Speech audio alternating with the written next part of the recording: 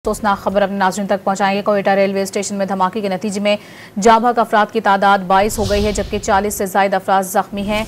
धमाके के वक्त मुसाफिर रेलवे स्टेशन में जाफर एक्सप्रेस से पेशावर जाने की तैयारी में मसरूफ थे कि उस दौरान ये धमाका हुआ है। कोयटा रेलवे स्टेशन में धमाके के नतीजे में जाँ अफराद की तादाद 22 हो चुकी है, ये ज़राए बता रहे हैं, जबकि 40 से ज़ायद अफराद के ज़ख्मी होने की इत्तलात हैं और यह खदशा जाहिर किया जा रहा है कि इस तादाद में इजाफा भी हो सकता है। धमाके के वक्त अपने नाज़रीन को बताएं कि मुसाफिर रेलवे स्टेशन में जाफर एक्सप्रेस से पेशावर जाने की तैयारी में मसरूफ थे।